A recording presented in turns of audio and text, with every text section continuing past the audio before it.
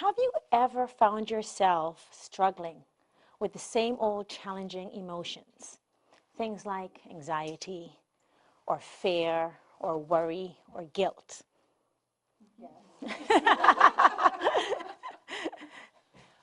Who here has found themselves struggling with the same repetitive thoughts that make them feel bad about themselves? Like, I'm not good enough. I can't do it right. Well, that was the same state of affairs that I found myself in around 16 years ago when I was on the brink of leaving my marriage. At that time, I found myself married to an abusive husband.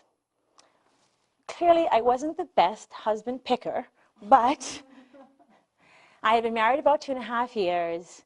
I had a 9-month-old son. My husband at the time was emotionally abusive, and it was escalating. So I recognized that it was going to get worse, that it was going to lead to physical violence. And I knew that I had to make a choice and that it would require that I left. The confusion for me at the time, though, was that I had spent so many years of my life working on myself. All my life, I've always been into personal growth, personal development. I had done meditation, I attended classes, I did workshops. I was very invested in my personal growth. So when it ended up that here I was in this incredibly dramatic and traumatic situation, I asked myself why. The irony of the situation is that he went to all the meditation classes with me. Both of us woke up together in the morning and meditated. We went to the workshops. So we would meditate in the morning, and then he would abuse me at night.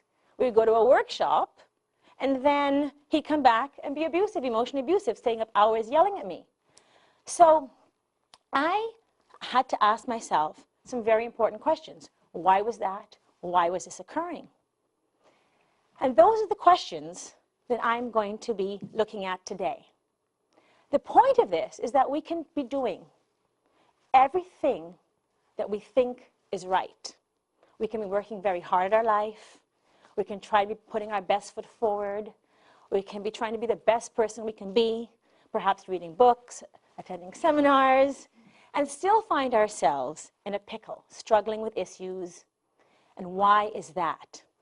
So I'm going to return again to where I left off with my own personal story, because the development of this work is really the journey of myself. At that point when I left my marriage, things got tremendously worse. An abusive person likes a lot of control. And when that control was taken away, life became very destructive for me, because he became very destructive. So I'd left, but the violence then increased. He would stalk me, harass me, attack me. And so it forced me to go deeper within myself, to go searching for how to resolve this conflict.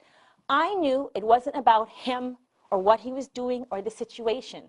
I understood there was something in me that I needed to work through.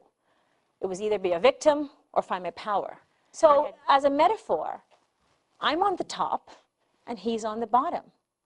And for that moment, that old rescuing feeling came over me. I blamed myself. I felt guilty. I felt terrible about what had happened. What did I do? And then I remembered, no, that's not my responsibility. And so I kept walking. I chose to take care of me rather than take care of him. Was it pleasant? No. But growth does have a price. What I want to say is that the reward is greater than the price, because I'm here today. So what I'd like you to take from this is that when you are going towards growth and seeking some change in your personal life, you will be threatened. If you want success, you will again fear your failure. If you want to lose weight, you'll be afraid to give up the food that comforts the hole in your soul.